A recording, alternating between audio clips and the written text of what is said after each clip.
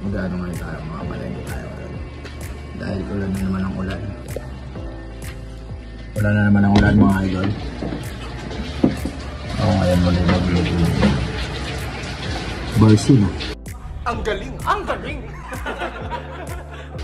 Ulan ng ulan. Ako ngayon magluluto ng ulam. Talagang 150 pesos. Good morning mga kapasbreak. Siyempre magluluto na naman tayo ng isang napaka-healthy na pagkain. Maggagata tayo ng kalabasa na may sitaw at yun maglalakad na tayo. Hindi na tayo gagamit ng motor dahil sa baba lang naman tayo bibili ng ulam. At yan, naglalakad tayo sa may potwalk. May madadaanan nga pala tayo dito, isang private resort. Kung gusto nyo dito magpabook, pwede. Yan, nakita nyo naman.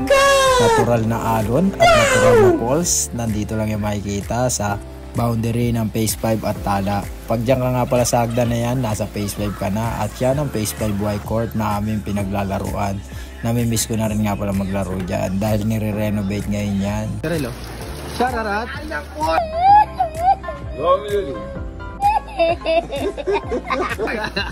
At yun, nakita nga natin si Idol Cyril. Isa rin nga palang content creator yan dito sa Bagong Silang Phase 5Y. At yan si Idol Baguio, kung makikita nyo, naliligo siya sa ulan at nagpratampisaw. Mukhang nag-enjoy siya. At diretso na nga ulit tayo sa palengke dito sa mini palengke ng Phase 5Y. Pag tinatamad nga pala kaming mamalengke sa Kanlaon, dito ang aming takbuhan. Kompleto rin nga pala rito dahil medyo dumadami na rin na nagtitinda. Yung maliit. Maliit lang? Maganda po. 20 lang? Opo. Ma'am, sitaw din. Bigay sitaw. Magkano sa sitaw, te?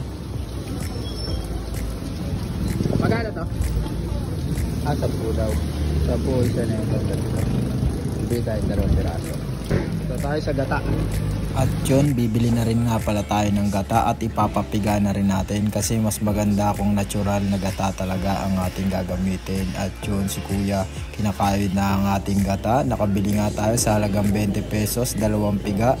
Napakasarap niyan sa ulam. At yun, may natira pa nga sa ating 90 pesos sa ating 150, kaya bibili na rin nga pala tayo ng pansahog.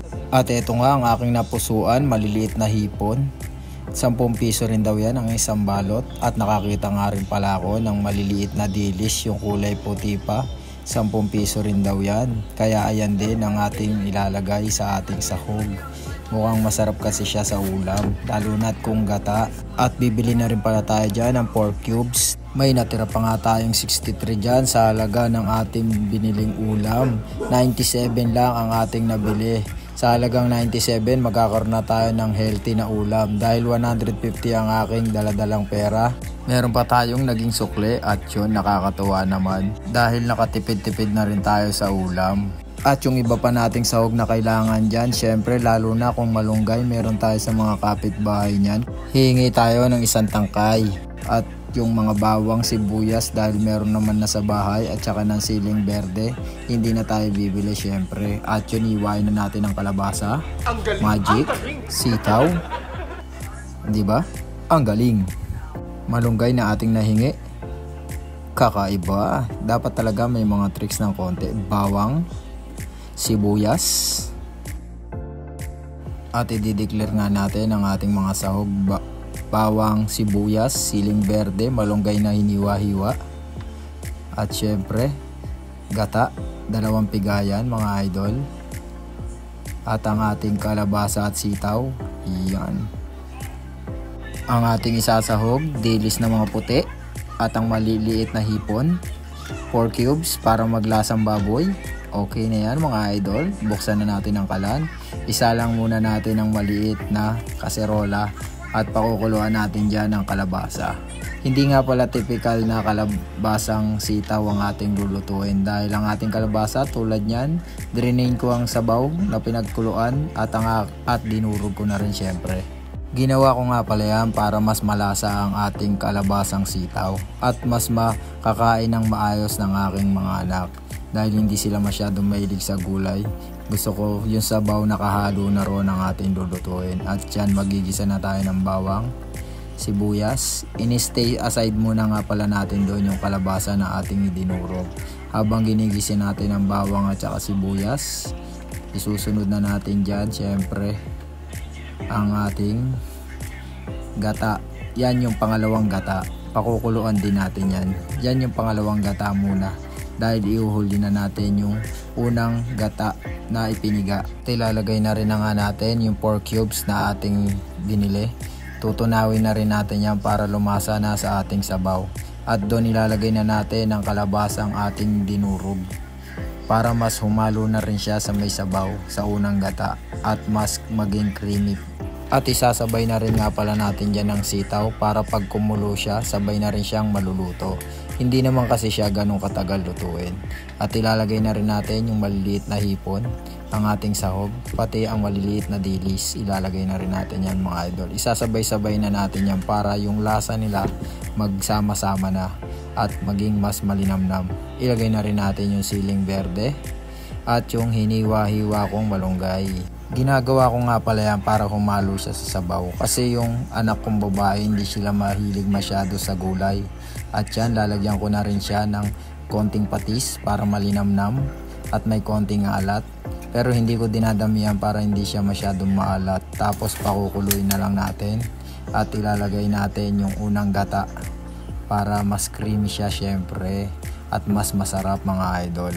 At yan, nakagawa na naman tayo ng healthy na pagkain para sa ating mga anak at napakatipid pa. Subukan nyo rin yung gawin mga idol. Sigurado masasarapan din kayo dyan. At yung mga anak nyo na hindi mahilig sa gulay. So, taste reveal na tayo siya. Tikman lang muna natin. Mamaya na tayo kain. Siyempre, taste reveal muna tayo. Tinikman ko na ito kanina. Pero, siyempre, subukan natin sa kain.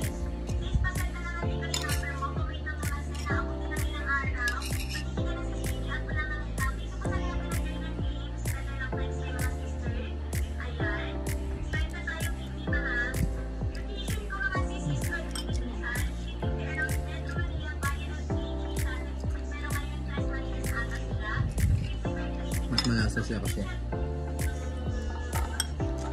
yung kalabasa dinurog ko na siya. Tsaka kung mapapansin nyo, itong mga malunggay, ginahit ko rin para makain talaga, hindi lang mapansin pain nila. Ito yung kalabasa. Bali yung sitaw lang, niliitan ko rin yung iwa.